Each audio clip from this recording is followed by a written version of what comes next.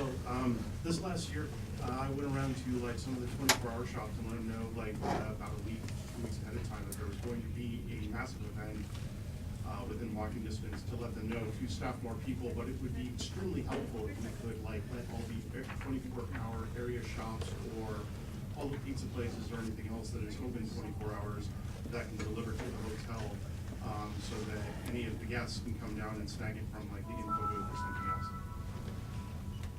Oh, you mean like places that would deliver so that? Yeah. Okay. Yeah. Because I know the hotel could recommended one pizza place, but there were like 7 within walking distance that were open 24/7, and Subway actually went 24/7.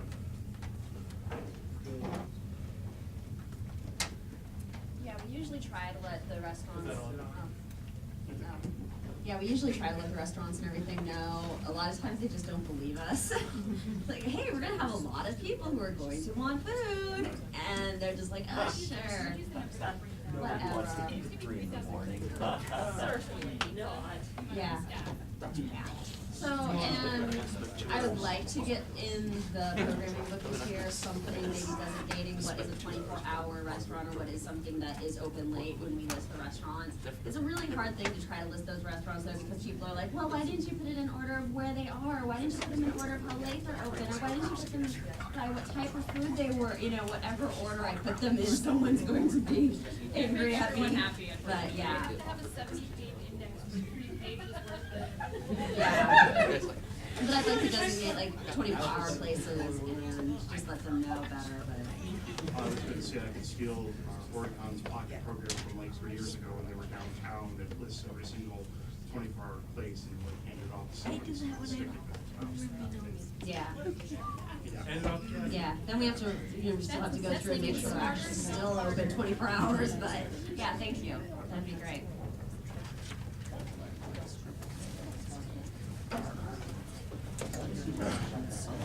anything else? Yeah, anybody can say anything they want. Well, you know.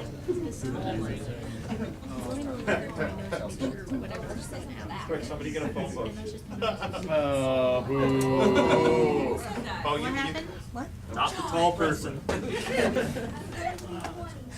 to put your house back here? No, we don't.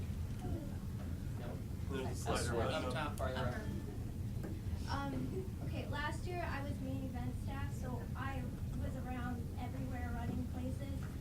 And I had a huge problem with the hotel staff saying that I wasn't staff, I wasn't allowed to go here because I had to go in line with all the other Kumoricon people.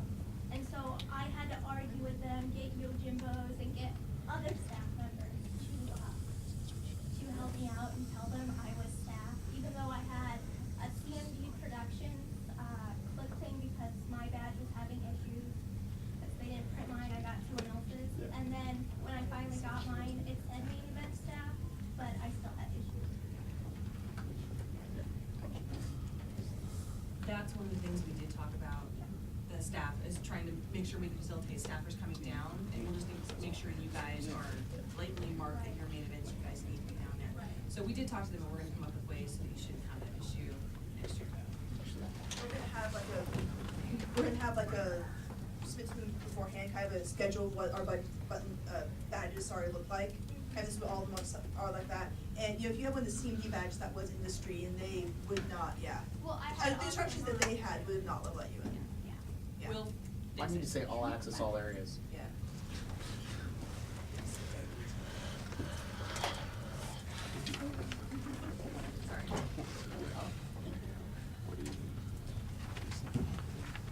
Okay, anybody else?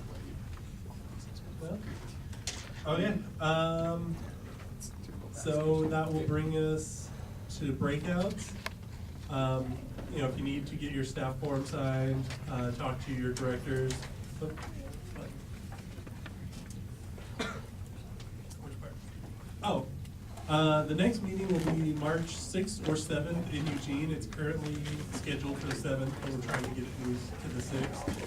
And it will be at the E-Web building that's down off of Coburg Road. It's pretty easy to find. So, yeah, in Eugene. So, and we will now move into breakouts.